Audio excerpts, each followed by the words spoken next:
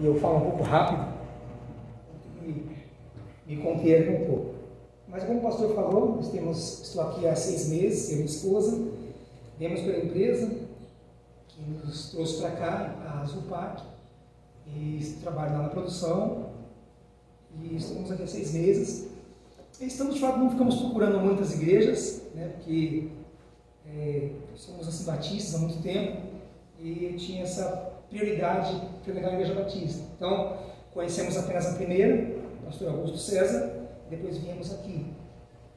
E já nos identificamos, gostamos, estamos há pouco mais de um mês frequentando a igreja, fomos muito bem recebidos pelos irmãos, estamos contentes e a grande probabilidade de ficarmos com os irmãos aqui, porque nós queremos trabalhar, sempre fomos de trabalho e percebemos que esse local é um ambiente muito propício para isso. Tenho 5 anos de ministério apenas, fui consagrado como pastor em dezembro de 2015, então agora em dezembro fiz 5 anos de ministério. Nunca dirigi uma igreja como pastor titular, como o pastor Pércio citou. Meu pastor é o Francisco Salles, da Igreja Batista em Peru, São Paulo. Ele está lá já acho que 20 anos. E ele que conduziu desse processo, preparo teológico. Eu estudei na Faculdade Teológica Batista em Perdizes, o pastor Pércio conhece, se alguns irmãos conhecem, São Paulo. Eu fiquei de 2007 a 2011 lá, no seminário. E foi interessante que depois que eu me formei, que eu passei por concílio, fui consagrado ao ministério, fiquei um pouco perdido. Em que caminho trilhar, em que trabalho específico fazer para o Senhor. E um dia na igreja teve uma campanha missionária e vieram alguns missionários que tinham trabalho nos presídios. A irmã Laide e o pastor Oséias, eles eram representantes da Convenção Batista de São Paulo, nesse ministério. E falaram o relatório do ministério da igreja, que ardeu meu coração. Ardeu meu coração e eu fiquei bem desejoso de conhecer como funcionava, mas não tomei a decisão de bate-pronto. Relutei, procrastinei, deixei rolar, e um dia teve um culto de aniversário na igreja. O pastor Salles chamou o pastor Edson Plaza, que era pastor da igreja mãe, Morro Grande, Pirituba, e a mensagem foi interessante naquela noite. Ele pregando, falando sobre os líderes da igreja, e ele falou sobre a figura do pastor. E aí uma das falas dele, que foi confirmação de Deus para mim, quando ele disse assim, que se você quer ser pastor, você precisa ir para os aflitos, para os que estão presos, encarcerados, esquecidos, abandonados. E naquela fala que ele disse, aquilo foi uma confirmação no meu coração, porque eu estava naquela indefinição, aquilo me incomodou bastante.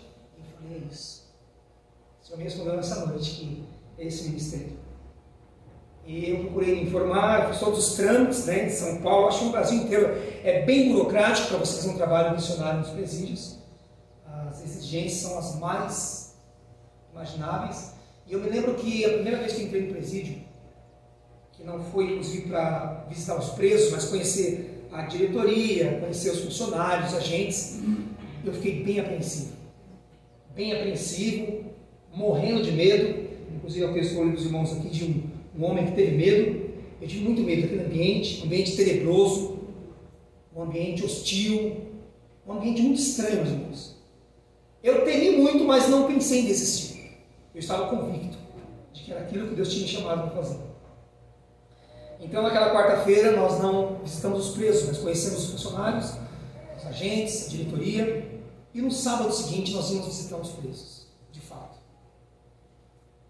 Eu entrei naquele ambiente, no presídio semiaberto de Franco da Rocha, que eu fui, e ao entrar lá eu fiquei surpreso, porque o respeito pela igreja é muito grande, muito grande. É um presídio masculino e havia muita carência de Deus, a palavra de Deus, naquele lugar. E a primeira vez que eu estive ali, os irmãos me incumbiram de trazer uma palavra. E eu ministrei uma palavra de Deus ali, foi um tempo muito bom. A partir daquele primeiro encontro, eu comecei a conhecer outras unidades. Conheci uma outra unidade, em Cajamar, de regime fechado, onde tinha os casos mais críticos de presos. A maioria dos casos é envolvimento com tráfico de drogas. E no regime fechado há muito caso de homicídios, roubo, outros crimes mais hediondos. Interessante que nesse outro presídio eu me envolvi mais com a história dos presos. a ponto de visitar uma das famílias dos presidiários, na zona leste de São Paulo. Ele me contou que a esposa, os filhos estavam passando muita carência, muitos presos, e eu fui conhecer a família. Fui a minha esposa, fomos morrendo de medo, que não sabíamos o que nos esperava, mas muito confiante em Deus. E chegamos lá, fomos surpreendidos, porque a visita foi choro do começo ao fim. Extrema carência, tinha 5 filhos, escadinha, um atrás do outro, as crianças lindas, mas passando extrema necessidade. Extrema. E eu tive uma experiência muito grande com a família do Jorge, porque ele morava em Arthur Alvim, mais ou menos 70 quilômetros de onde eu morava. Então ficava um pouco complicado você dar uma assistência mais próxima à família. Então eu fiz alguns contatos com os pastores que eu conhecia, ali na Zona Leste. E a minha decepção foi grande, porque de 3 pastores que eu fiz contato, os 3 se comprometeram em ajudar e assistir a família, mas na prática isso não aconteceu. Não, pastor Rubens, vamos cuidar assim, eles estão aqui por perto e tal. Eu não procurei nem saber o motivo porque eles não foram, mas fazendo contato com famílias, não receberam assistência nenhuma. E aí, mesmo tão distante, juntamente com a parceria da Igreja de Perus, resolvemos abraçar aquela família. E fazemos visita e assistimos eles com ajuda, cesta básica, alimento. Depois o Jorge ele conseguiu a liberdade dele, conseguimos emprego para ele, e a família hoje está bem e está no Senhor. A gente sente muita saudade deles, de vez em quando nós falamos pelo Zap. Mas, irmãos, enfim, para encurtar a conversa, foram um pouco mais de 2 anos desse trabalho, e teve que ser interrompido por conta da pandemia. Como eu vos falei, o trabalho em presídios é um trabalho de extremo preconceito, tanto dos órgãos públicos, essa ressocialização que tanto falam, na prática ela sofre muita dificuldade, muitas barreiras. Não é fácil para a igreja entrar ali e fazer um trabalho efetivo. A igreja é muito questionada, muito barrada, muito monitorada, a desconfiança é extrema. Mas o nosso Deus é poderoso e Ele é maior de qualquer barreira. Então, mesmo em termos de pandemia, os irmãos não podendo acessar o presídio, eles têm indiretamente enviado literatura, eles têm indiretamente feito contato com aqueles encarcerados. Em São Paulo é cerca de 170 unidades prisionais. E o trabalho batista não consegue alcançar todas. Parece que nem 50% nós alcançamos. Mas certamente há outros trabalhos, como seja batista, que estão nos presídios. E a maior alegria dos irmãos é você poder ver aquela pessoa que cumpriu pena sair dali e servir ao Senhor. Muitos pastores, muitos missionários, muitos líderes da igreja. Eu não posso ser fantasioso e não falar para os irmãos também que há muitos que saem dali também e se perdem novamente. Há muitos que ali servem a igreja dentro do cárcere e quando saem e têm a sua liberdade, eles fazem mau uso da liberdade. E acabam se perdendo de novo e voltando para a vida privada de novo, a vida do presídio novamente. Mas a grande maioria, pela graça de Jesus, são alcançados e são transformados. Então, como a Bíblia nos diz, em Hebreus, também em Mateus, para a gente não cessar de orar pelos que estão presos. Como se nós estivéssemos ali com eles. Então, sempre que você lembrar, olha, vejo o trabalho do irmão João, trabalho que também quero conhecer, porque também já participei de trabalho em casa de recuperação. Acompanhei um rapaz do início até todo o seu processo, o Márcio também, que era dependente químico. Internei ele, acompanhei ele até o período que ele teve alta. O Márcio tem alguns altos e baixos, mas eu conheci esse trabalho também na casa de recuperação e é extrema carência. Mas eu percebi que o Senhor nos chamou para os que sofrem e para os perdidos. Eu sempre subi nesse ambiente com muito temor e tremor. Eu considero a palavra de Deus algo de muito respeito, algo de muito valor. E estar aqui à frente é tamanha responsabilidade. Eu me senti lisonjeado quando o pastor Pércio me convidou, mesmo não sendo membro da igreja, mesmo sabendo pouco de mim, porque ele sabe pelo que lhe falaram, mas saberá melhor caminhando junto. E nós queremos muito caminhar com os irmãos nesse tempo. Eu queria convidar os irmãos a abrir a palavra de Deus em 2 Crônicas, capítulo 20. Acredito que é um texto que os irmãos conhecem bem. Eu e minha esposa Cristiane somos casados há 24 anos. Esse ano foi 24 anos, somos casados. Talvez os irmãos achem que somos bem jovens, mas eu estou caminhando aí para caminhos dos 50. Esse ano eu faço 45. Minha esposa tem 43. Temos um filho, Samuel, de 22. Samuel serviu muito tempo ao Senhor conosco. Nós levamos muito Samuel para a igreja, como minha mãe me levava para a igreja, mas eu entendi que levar para a igreja não é suficiente. Nós precisamos ter um relacionamento com nossos filhos, conhecer melhor nossos filhos. E o Samuel, quando atingiu a maioridade, ele tomou algumas decisões por si. Infelizmente, nosso filho hoje não serve ao Senhor, não frequenta a igreja, tem temor a Deus, tem respeito, mas ele está passando por uma outra fase, por um outro momento. Se você lembrando de Samuel, ore por ele. O pastor falou essa semana, né, que lá no presídio tem bastante homens com nome de bíblicos. Né? Eu lembrei do meu filho Samuel, que tem o nome de profeta. E é verdade, no presídio tem bastante Moisés, bastante Samuel, Daniel, e tem bastante filhos de pastor. Então são histórias incríveis, irmãos, histórias incríveis. Só para contar uma história rapidinho de um menino de 19 anos que eu conheci, e ele mais chorava do que falava quando eu visitei lá. Desesperadamente, ele matou a avó esfaqueada porque ele era dependente químico, ele queria muito usar a droga. Os pais o abandonou, porque de fato o pai e a mãe também eram da mesma dependência, e a avó criava ele. E ele começou a vender as coisas de casa, e a avó começou a esconder, começou a coibir, e ele, numa abstinência terrível, ele matou a própria avó. Ele foi preso aos 19 anos. E quando visitava, ele chorava muito, muito, muito desesperadamente. Então, irmãos, a gente vê como o inimigo ele é oportunista. Ele é oportunista para escravizar as pessoas e deixá-las em condições inativas. Quando a palavra nos fala que ele veio para matar, roubar e destruir, isso não é brincadeira, irmãos, é verdade. Somos imagem de Deus, imagem do Senhor. E o inimigo luta contra essa imagem, contra esse Deus, ainda que indiretamente, por meio de suas criaturas. E nós não podemos achar que isso não acontece. Isso acontece seriamente. Mas, irmãos, 2 Crônicas, capítulo 20, eu acredito que esse texto os irmãos conhecem, é um texto extenso, fala um pouco da história do rei Josafá, ou Jeosafá, depende da versão.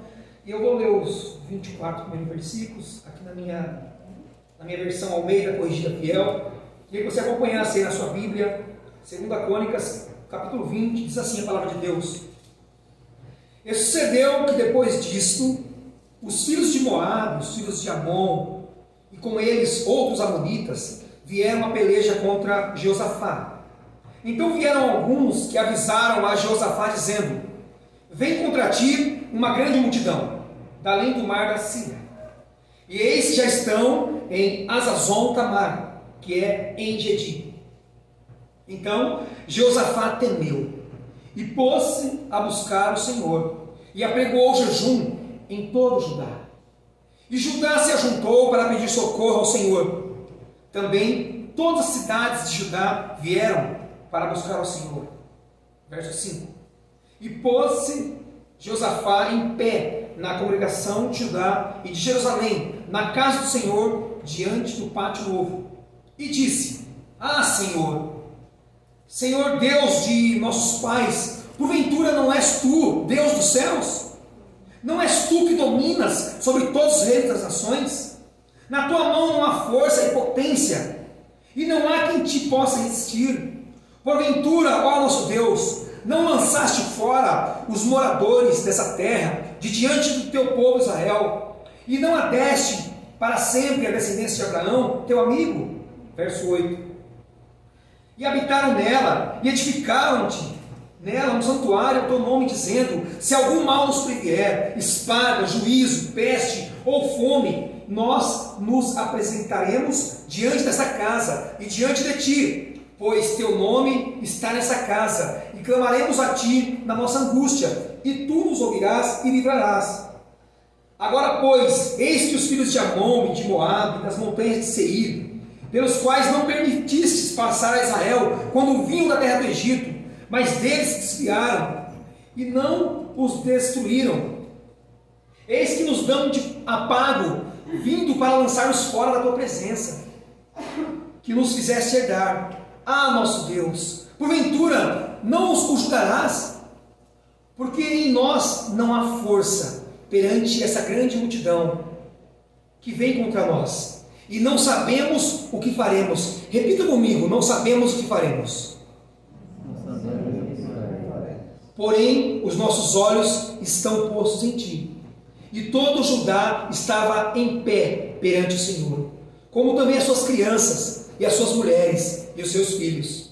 Então veio o Espírito do Senhor no meio da congregação, sobre Jaaziel, filho de Zacarias, filho de Benaia, filho de Jeiel, filho de Matanias, levita, dos filhos de Asaf, e disse: dai ouvidos todo Judá, e vós, moradores de Jerusalém, e tu, ó rei Josafá, assim o Senhor vos diz: não temais, nem vos assusteis por causa dessa grande multidão, pois a peleja não é vossa, mas de Deus. Amanhã descereis contra eles, eis que sobem pela ladeira de Ziz, os achareis no fim do vale, diante do deserto de Jeruel. Nessa batalha não tereis que pelejar. Postai-vos, ficai parados, e veja a salvação do Senhor para convosco, ó Judá e Jerusalém. Não temais, nem vos assusteis. Amanhã saíreis ao encontro, porque o Senhor será convosco.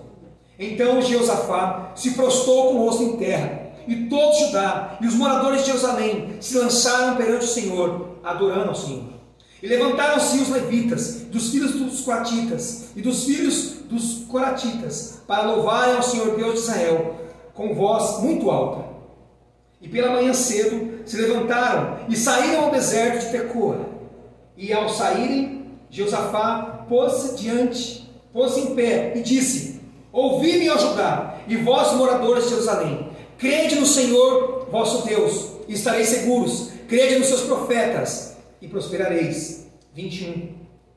E aconselhou-se com o povo, e ordenou cantores para o Senhor, que louvassem a majestade santa, saindo diante dos armados e dizendo: louvai ao Senhor, porque a sua benignidade dura para sempre. E quando começaram a cantar e a dar louvores, o Senhor pôs emboscadas contra os filhos de Amon e de Moabe, e das montanhas de Seir, que vieram contra Judá, e foram desbaratados. Porque os filhos de Amon e de Moabe se levantaram contra os moradores das montanhas de Seir, para os destruir e exterminar. E acabando eles com os moradores de Seir, ajuntaram uns aos outros a destruir-se. Nisso chegou Judá a Atalaia do deserto, e olharam para a multidão, e eis que eram corpos mortos, que jaziam em terra, e nenhum escapou. Apenas até aí.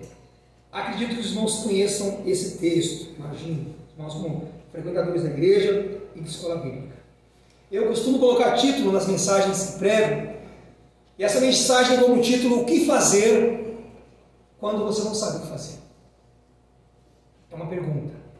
O que fazer quando você não sabe o que fazer?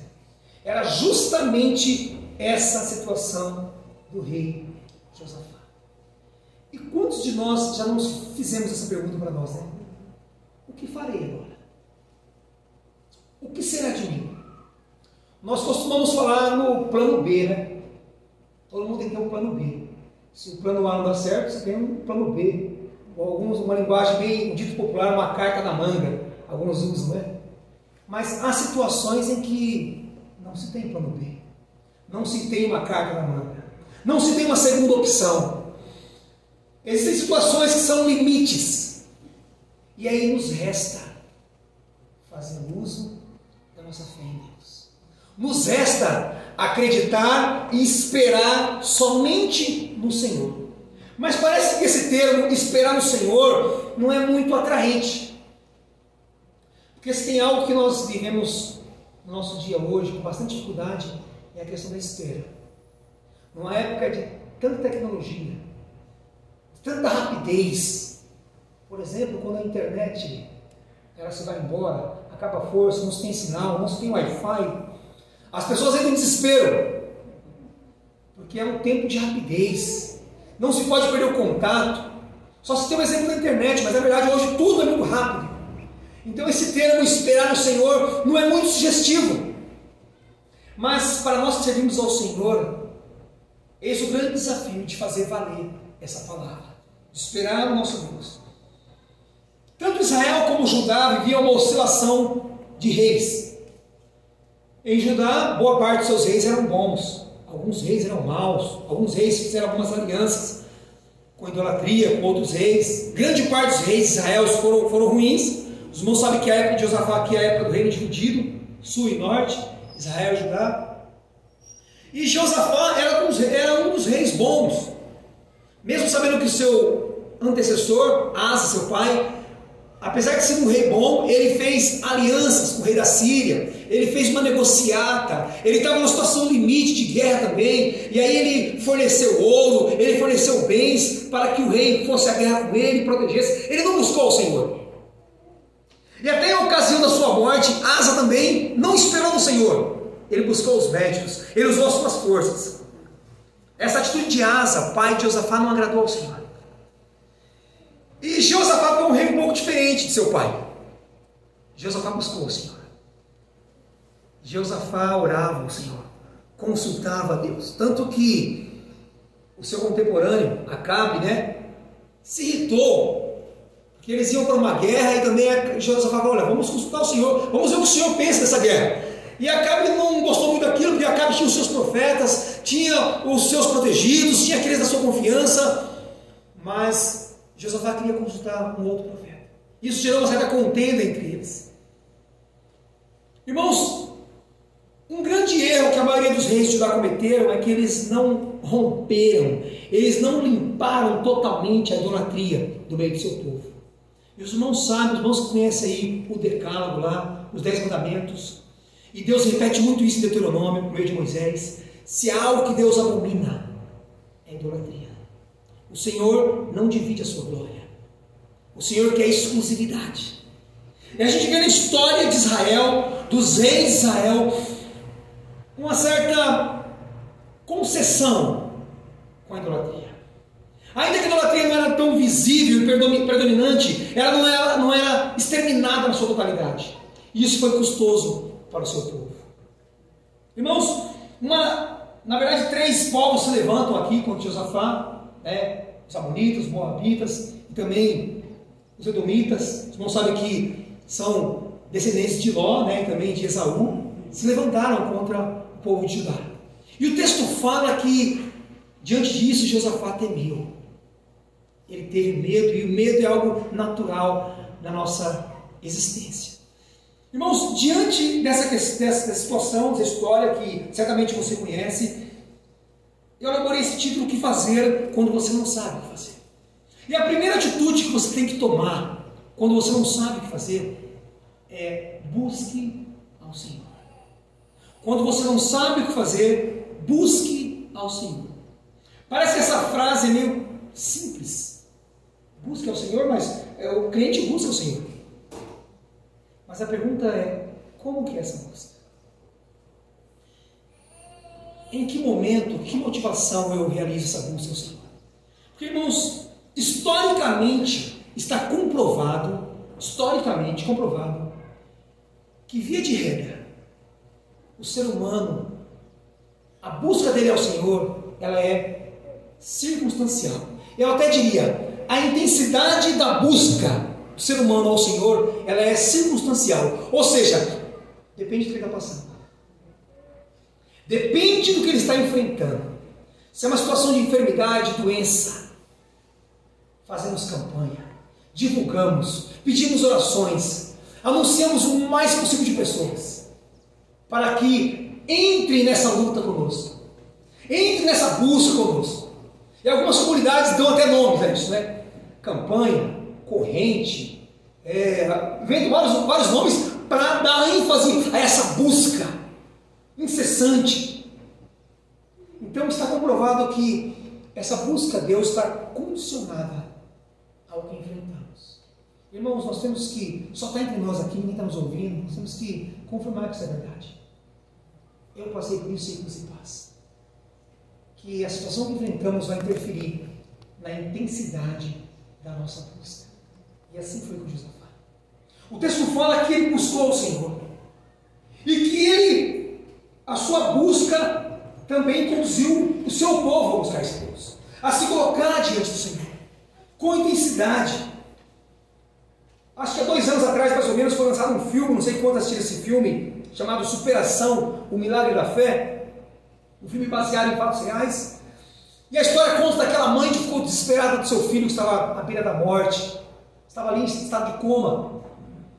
E ela buscava com autoridade, com uma confiança, com uma fé. Eu fiquei olhando aquela cena, me chamou a atenção. Porque geralmente somos assim. Situação limite que nos foge à mão, que não sabemos o que fazer, muda a nossa postura. E Josafá estabelece aqui uma busca incessante e dedicada a esse Deus.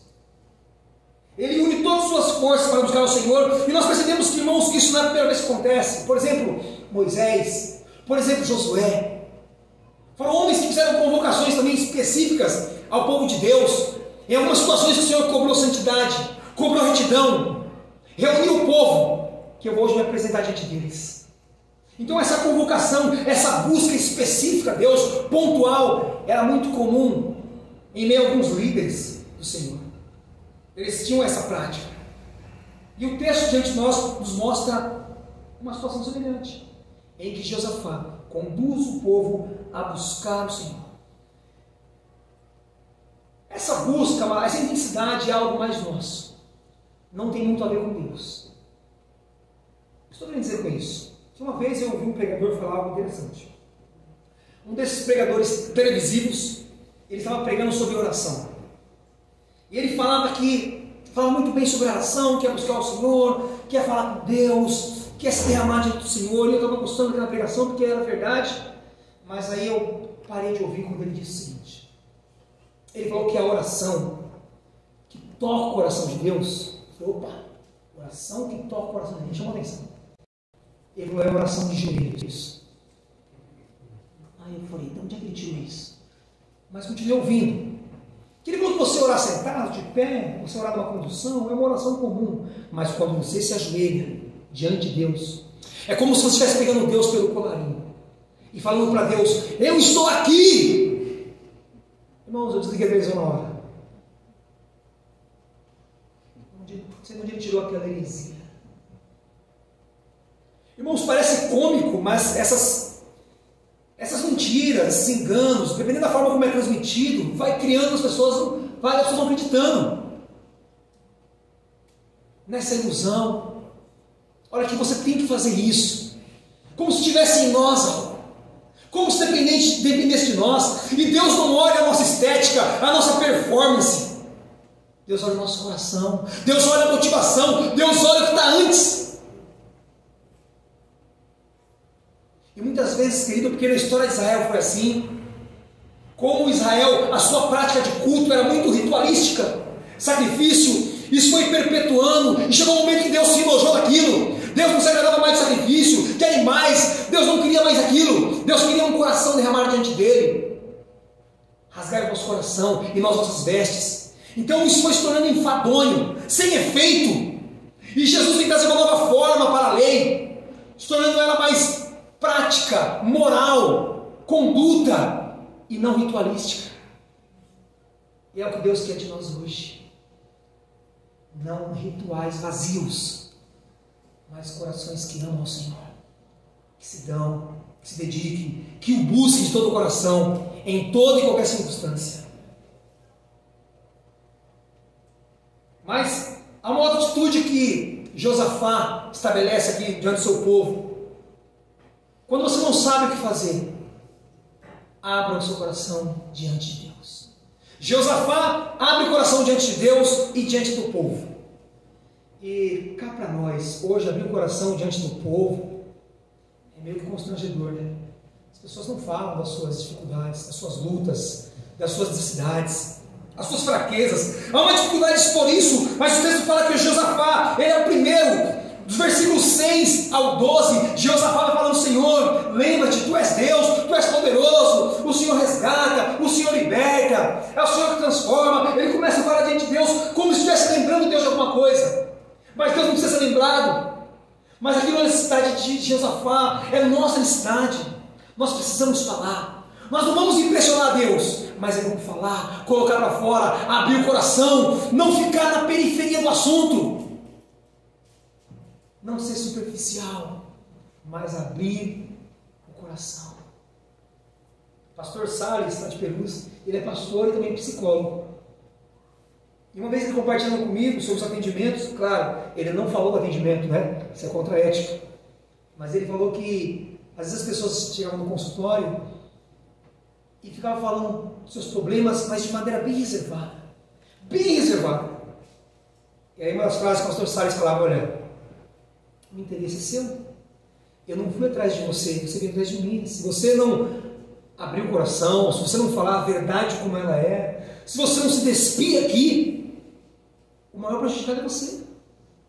A sua história não muda, a sua vida não muda, não tem como te ajudar. E essa é a mais pura verdade, queridos. Abrir o nosso coração e falar o que sentimos. Eu sou muito observador e quarta-feira agora estávamos aqui no culto de oração. E teve um irmãozinho aqui da esquerda, eu não me lembro o nome dele, mas a oração dele foi a seguinte: irmãos, orem por mim porque quero sentir ânimo para vir na igreja. E aquilo me apertou o coração. Quando o pastor Persa assumiu o púlpito, ele falou: irmão, muito bom o seu pedido, porque às vezes nem eu tenho vontade de ir na igreja. Pastor, como é que você fala uma coisa dessa? Todo mundo pode, não sei, você não. A gente cria esse estereótipo, né? Somos todos iguais. Somos todos sujeitos. Quantas vezes eu não me senti desanimado? Vontade de dizer, ainda sinto a nossa vida, irmãos. Nós somos uma obra inacabada, carecentes do nosso Deus. Então, abrir o coração é falar a verdade, é se expor. E veja o que Jesus vai falar no versículo 12. Ah, nosso Deus! Versículo 12. Porventura, não julgará esse povo inimigo, porque em nós não há força perante essa grande multidão. Jesus vai falar a verdade. Deus, nós somos fracos. Senhor, diante deles, nós somos pequenos. Ele falou a verdade. Ele foi sincero quando ele falou. Ele não exibiu uma força e uma coragem que ele não tinha. Sentiu medo e falou: Senhor, diante dessa multidão, nós somos fracos. Quem somos nós diante dele? É o que ele expressa. Mas porém ele sabia em quem estava a força, em quem estava a coragem. Por isso ele confiou e se derramou. Quando o versículo continua: e não sabemos o que faremos. Foi a frase que eu precisei repetir. Não sabemos o que faremos. Porém, os nossos olhos estão postos em ti. Irmão, nós precisamos entender a implicação dessa verdade. Será que os teus olhos estão no Senhor? O irmão leu aqui a história de José, um trecho de José. E uma frase que se repete muito na história de José é: o Senhor era com ele. Isso faz toda a diferença. Isso faz toda a diferença. Se você olhar a história de José, essa frase se repete de vez em sempre: o Senhor era com ele. Meu irmão, se o Senhor for comigo, se o Senhor for com você, irmão, não há enfermidade, não há luta, não há dificuldade, não há desemprego, desolação, ameaça. Querido, não há adversidade contra você. Você vai sentir medo, tristeza, vai chorar. Não estou aqui apregoando ceticismo, não estou aqui apregoando a pessoa indiferente, insensível, não. Somos humanos e falhos. Mas, querido, não é o teu fim. Isso não vai representar a tua derrota e a tua existência do Deus a quem você acredita e serve. E esse Deus de Josafá era o Senhor em quem ele confiava, em quem ele colocou as suas forças, em quem ele abriu o coração. E Josafá se expôs. Ele falou diante do Senhor e diante do povo. Quem dera as orações fosse assim hoje, né? O texto fala de Josafá lá no templo, ele ergueu a voz e orou a Deus para todo mundo ouvir. Diferente, né, da oração do fariseu republicano, quando ele bate no peito: eu não sou como esse. Não, a oração dele foi pública, mas foi de humilhação. Senhor, estamos com medo. Senhor, somos pequenos de tamanha diversidade. Foi o que Josafá falou. Muito comum, querido, nós escondemos as nossas fraquezas. Muito comum. E isso é triste. Se você não tem condições de fazer uma oração pública, não há necessidade, mas você precisa ter alguém, ou alguns, em que você possa abrir o coração. Possa abrir o coração e falar aonde está doendo, o que está acontecendo. Nós precisamos fazer isso, porque há cura nisso, há restauração nisso. confessai os vossos pecados uns aos outros, para que sareis. É a palavra do Senhor.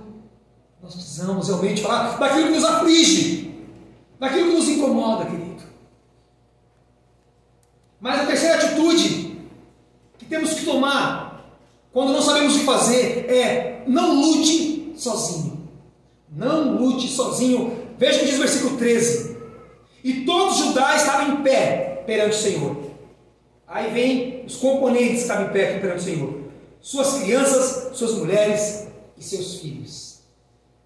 Suas crianças, mulheres e seus filhos. Talvez crianças e filhos parecem redundância, mas quando o texto fala filhos no original, tantas crianças que já andavam, adolescentes, e esses filhos eram de colo. Irmãos, estavam todos envolvidos. Todo mundo envolvido na situação. Jeosafá convoca todos, todos são aderidos, todos compreendem aquela situação, todos entram em oração, todos entram em jejum em prol daquela situação. Não lute sozinho. Não lute sozinho. Eu nasci num lar cristão, mais ou menos falando. Minha mãe era cristã, meu pai não era, meu pai era alcoólatra.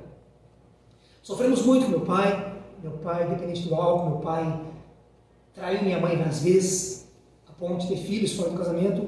Meu pai agredia minha mãe fisicamente, e minha mãe é uma serva de Deus. Não venho de família pastoral. Eu não venho de família pastoral. Sou um pastor da família. E minha mãe conduzia, me levava para a igreja. Como eu falei de início, me levava para a igreja. Na limitação dela, não teve como me ensinar, mas ela me levava. Na cabeça dela, acho que levando meu filho para a igreja está resolvido.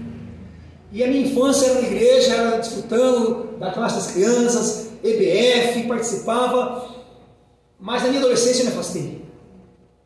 E fui ver o que o mundo tinha para me oferecer. E o tempo meu de ilusão com o mundo foi curto, graças a Deus, porque aos 15 anos eu ouvi uma mensagem do pastor Humberto Lameik. O pastor Humberto trouxe uma pregação simples, numa manhã como essa. Eu estava lá sentado, adolescente para a juventude, perdido, vida dúbia, carinha de santo na igreja, mas pintando 7 fora da igreja.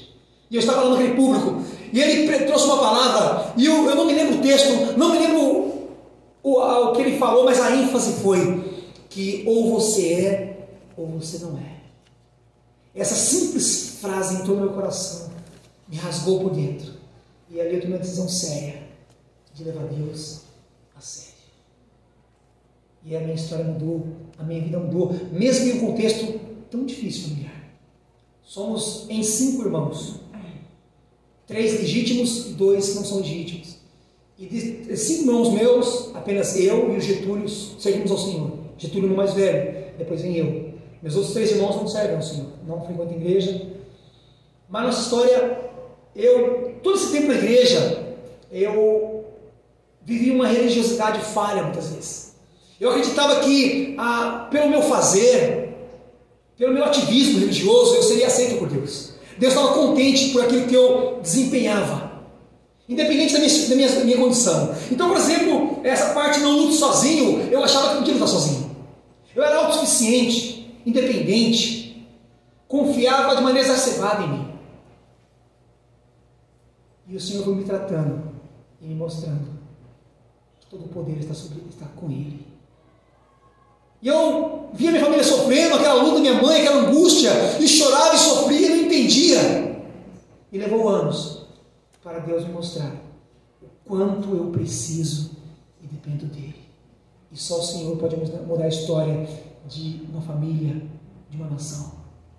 Então, posturas como autossuficiência, autonomia, independência, essas posturas são inimigas de quem quer confiar no Senhor e depender de Deus. São contraditórias. Confiar em Deus não é ser negligente e não fazer nada, mas esperar a direção dEle. Agir conforme a direção do nosso Deus.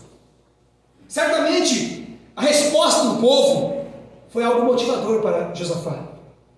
Certamente, ver aquele povo mobilizado com suas crianças, todos numa só oração, todos em jejum, todos naquela expectativa, foi algo motivador para Josafá, não para Deus.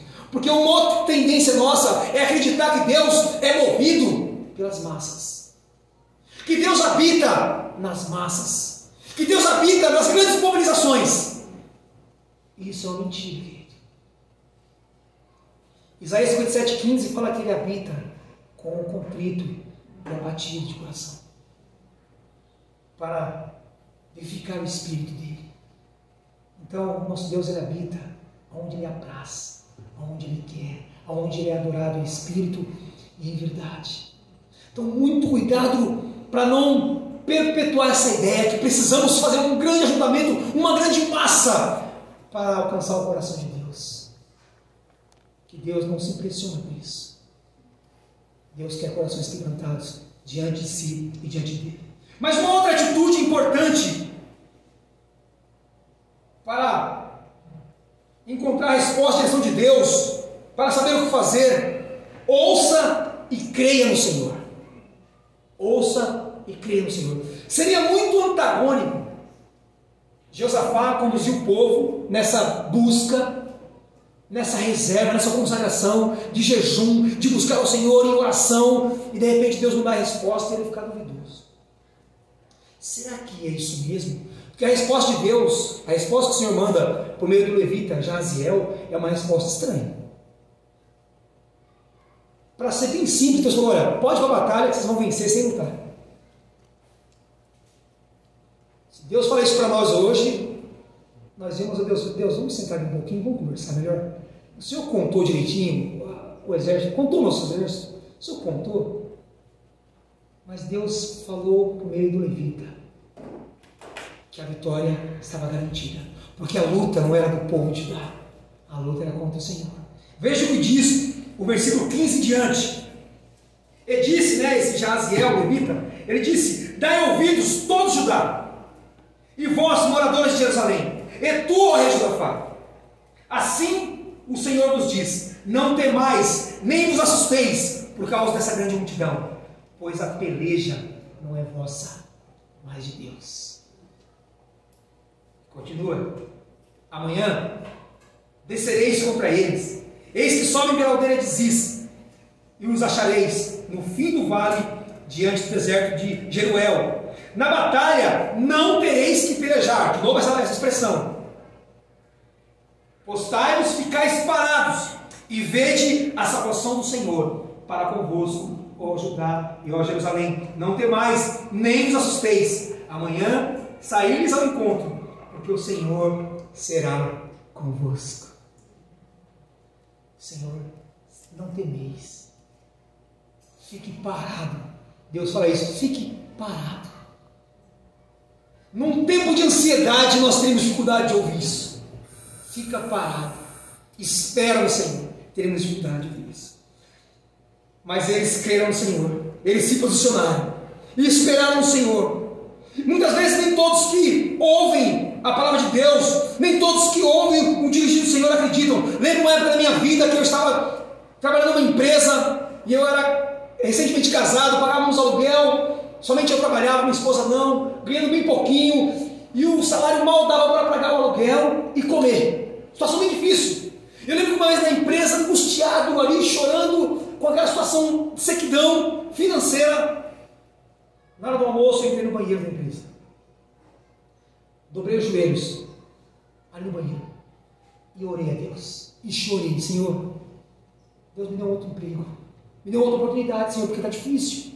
Senhor, eu mal estou conseguindo pagar aluguel, criança está vindo, minha esposa está grávida, e bateu o desespero. Irmãos, passou alguns dias, uma empresa entrou em contato comigo, me oferecendo um emprego. Adivinha qual foi a minha atitude? Eu pensei: será que é certo mesmo? Será que é seguro esse emprego? Porque eu estou há 3 anos nessa aqui, vai que eu vou nessa e não dá certo. E eu tive essa dúvida, essa insegurança. E aí, compartilhando com um amigo, ele falou: você não orou, rapaz? Pois é, orei. Estou meio estranho o que você está falando. Você orou, buscou a Deus, e agora apareceu, está em dúvida. Eu estou confuso com a sua atitude. E aquilo me fez cair em si. Eu aceitei a proposta de emprego. E Deus me prosperou ali. Irmãos, e passei por isso, nós passamos por isso. Oramos a Deus, choramos diante de Deus, E o Senhor manda a resposta, e nós ainda ficamos meio que indecisos. Será que é isso? Irmão, só me fez entender uma coisa: eu precisava melhorar o meu relacionamento com Deus. Eu precisava estar próximo desse Deus. Eu precisava conhecer mais esse Senhor, para não duvidar quando Ele falar, quando Ele ministrar sobre a minha vida, a sua resposta e o seu milagre. Queridos, mas para encerrar, a última atitude que você deve tomar quando você não sabe o que fazer é: adore ao Senhor. Quando você não sabe o que fazer, adore ao Senhor. O salmista, no Salmo 34, ele fala: em todo tempo eu louvarei ao Senhor, sempre estará em meus lábios o seu louvor. Interessante que esse em todo tempo, ele não está falando quando eu estiver bem. Em toda e qualquer situação, adoremos ao Senhor. E sabe qual é a maneira, a expressão mais evidente da adoração a Deus? A expressão mais evidente que você adora a Deus, querido, se você já sabe, vai reforçar. Se você não sabe, não esqueça jamais. A maior maneira que você demonstra que adora a Deus é obedecendo a Ele. Jeosafá e o povo cumpriu a risca, a busca, a consagração, seguir todo o povo à batalha e esperar onde Deus mandou esperar. E eles viram o milagre de Deus. Cumprir à risca o que Deus estabeleceu. Obedecer ao Senhor. Porque o grande problema do povo de Deus, de Israel, e que tem perpetuado com nossos dias, se chama desobediência. Sofremos porque não seguimos o que Deus tem para nós. Não obedecemos a sua palavra. Não temos ela como bússola. Temos outras orientações. Temos outras frases de efeitos. Outros guias. Outros escritores. Mas esquecemos do que a palavra nos diz. Então, a maior demonstração de adoração é pela obediência. Obedecemos ao nosso Deus, querido. Quando você não souber o que fazer, obedeça a Deus. Pois não, irmão? Eu creio que desculpa já atrapalhando, mas nessa obediência você tem que, eu acredito que seja intimidade. Sim. Você só obedece quando você tem intimidade. Exatamente. Conhecer esse Deus. Conhecer, caminhar com esse Deus. Desenvolver intimidade com esse Deus. E obedecer ao seu Senhor. Aí mora o milagre, querido. Aí mora a transformação. Próximo de Deus, não vamos ter dificuldade de ouvir o não de Deus. Ou de ouvir o sim de Deus. Mas o relacionamento se faz necessário. Quando você chegar na sua situação limite. Quando a vida te pregar situações difíceis. Quando a vida vier com morte, com sofrimento, desolação, sequidão, aflição, angústia, seja ela o que for, querido. Quando a vida te apresentar situações difíceis, porque Jesus falou que no mundo teremos aflições. Quando as dificuldades vierem, busque ao Senhor. Abra o coração. Não lute sozinho. Ouça e creia no Senhor. E acima de tudo, adore ao Senhor. Faça isso, querido. E você vai ver o milagre de Deus na tua vida e na tua história. Ou ainda que o milagre não aconteça, Deus vai trazer paz para a tua alma, para a tua vida. Que Deus abençoe você e a sua família. Em nome de Jesus. Amém. Obrigado, pastor. Eu gostaria de orar com os irmãos antes de descer daqui. Feche seus olhos, vamos orar ao nosso Deus. Em nome de Jesus. Senhor, queremos te louvar pelo teu amor tão imenso, Pai. Senhor, eu quero te louvar, Pai, por esse tempo tão precioso. O Senhor nos permitiu compartilhar um pouco da nossa história de maneira bem resumida, Pai. Também a tua palavra, Pai, na experiência do rei Josafá, Pai. Ó Deus, obrigado, Senhor, porque a Escritura Sagrada é tão antiga, Pai, mas ela parece o jornal do atualizado, Pai. Porque a mensagem, ó Pai, que está inserida aqui, os princípios aqui, ó Pai, eles são para toda a vida, Senhor. E nesta manhã, ó Pai, a tua palavra nos ensina, Pai, a confiar no Senhor, esperar em Ti, Pai, e Te adorar, Senhor Deus. A buscar um relacionamento estreito com o Senhor, diário, constante, dependendo de Ti, Pai. Senhor, nos ensina a viver as verdades que tanto cantamos, que tanto falamos, que tanto lemos, ó Pai. Nos ensina, Pai. Tira-nos, ó Pai, do ativismo religioso, ó Pai, da performance, ó Pai.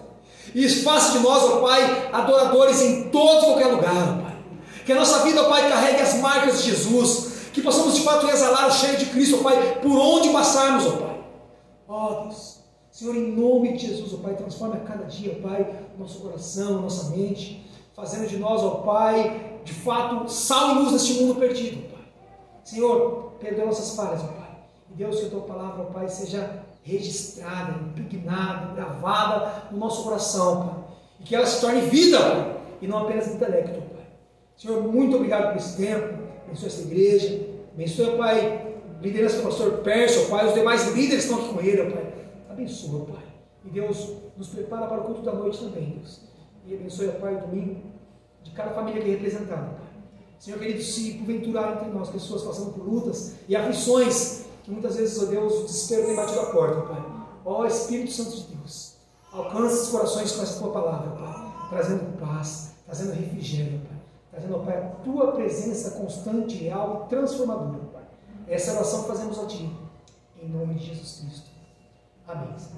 Amém. Amém.